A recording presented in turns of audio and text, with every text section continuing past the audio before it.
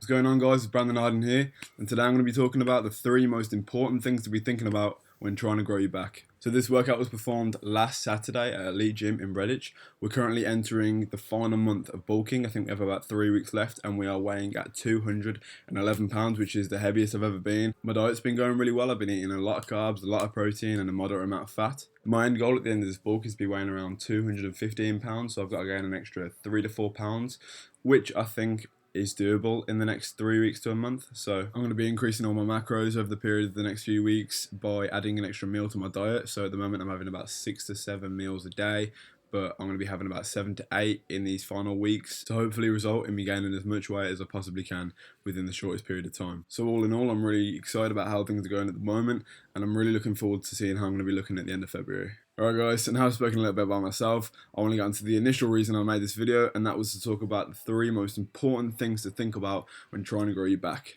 Alright, so the first thing to think about when trying to grow your back is and this isn't just trying to grow your back, this is trying to grow any body part, whether it be chest, shoulders, arms, back, legs, every single part, and that is the full range of motion. This is the most important thing to think about.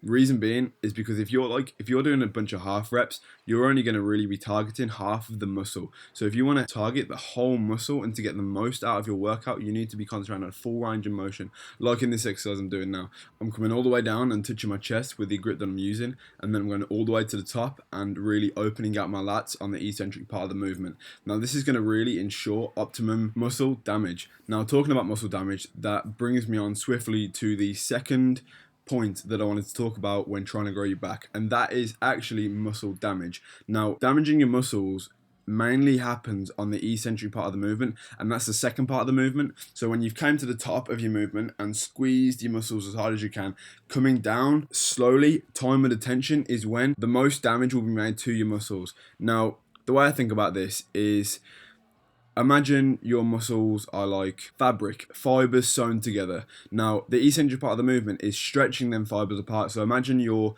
pulling apart a t-shirt. Now, when you pull apart this t-shirt, threads are going to be ripped. You know, if you pull a t-shirt too hard, let's just say you bought a new t-shirt and it's a bit tight, you try and stretch it out and seams rip. Now, the way it works in my head is, if these seams are ripping and the more you stretch apart this fabric, you can see little gaps, especially if you stretch out a t-shirt by a window when you can see the light shining through it, you'll see the fibers slowly separate. Now this is the same sort of thing that happens when you perform the eccentric part of the movement. The fibers slowly separate, just like your muscle fibers slowly separate, and the way your muscles grow is that when these fibers are separated and damaged, the protein molecules that you've been consuming throughout the day through your diet or through your protein shakes, basically the way your muscles grow is that when these gaps have been filled, the t-shirt, for example, will never go back to its original form because the gaps have been filled in. And now if you do this again and again and again over a long period of time, there will be a noticeable difference. You'll be able to notice substantial gains if you do this properly and if you really concentrate most of your energy on the eccentric part of the movement.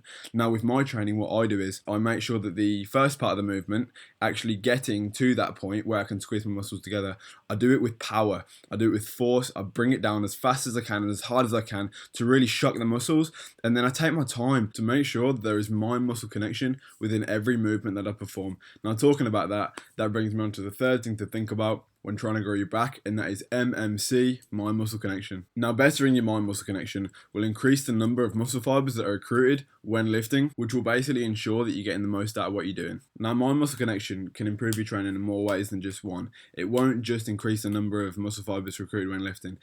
Let's just say you're a beginner lifter and you have a stubborn body part, and someone's telling you have a trainer and he's telling you to really squeeze your back or to really squeeze your shoulders in a way that you don't even know how to do yet because you haven't developed the muscle enough to be able to feel what the trainer is actually telling you to concentrate on. Now, the way that I've found to improve my muscle connection, you can do this with a friend, you can do this with a trainer, you can do it with really anyone in the gym that's willing to help you out, and that is to get someone to like touch or to press their finger quite lightly into the muscle that you're trying to hit. Now this will greatly improve your mind muscle connection, and it's almost a second sensory to your brain because you're telling your brain the muscle that you want to work. Now the second sensory is someone actually touching it, so your brain's getting two methods of recognition on what muscle to put the blood into. Now obviously when your body's putting all this blood into one individual body part, this is when you're going to get something called the pump. Now when you have a pump, it's a lot easier to feel the muscle group that someone's telling you to concentrate on, and it's a lot easier to work the muscle that you're trying to work. Now that's it for the 3 tips on how to grow your back. Now like I said at the start of the video, this isn't just an informative video on how to grow your back. This is an informative video on how to grow every single body part. If you interpret all 3 of these points into every single workout, you will notice substantial gains extremely fast, because the more you make sure that you're performing each movement with a full range of motion, the more you make sure that you're concentrating a lot of time and effort on the eccentric part of the movement, and the more you improve your mind-muscle connection, the faster your body will transform. Now that's it for the commentary part of this video, guys. I really hope you enjoyed it. I really hope you can take something from this video and interpret into your own training, and to get you that one step closer to achieving your dream physique. Now if you learned something from this video, or you think a friend would really benefit from the information that I've provided in this video, don't forget to share it, and also like, comment and subscribe. It's really going to help the channel grow. I'm going to leave you with a posing update right now. I'm just going to be performing some of the standard poses, like a relaxed lat spread, a bodybuilding style lat spread, and a back double bicep. The lighting in this gym was like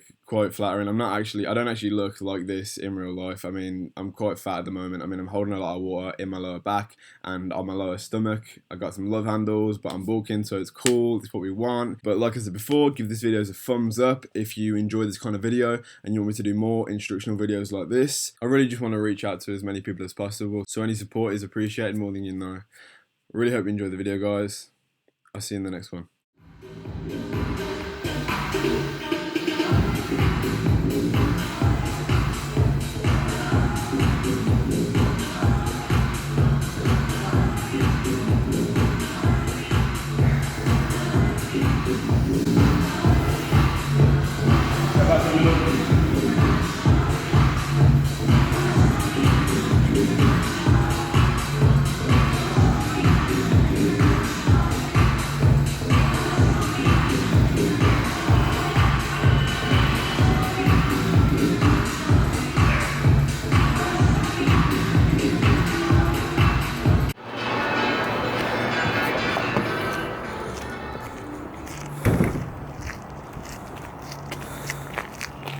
Carry on recording if you want. Yeah, I am. It was funny because one, you didn't know the switch and you struggled with that, and then you nearly hit your face on the door.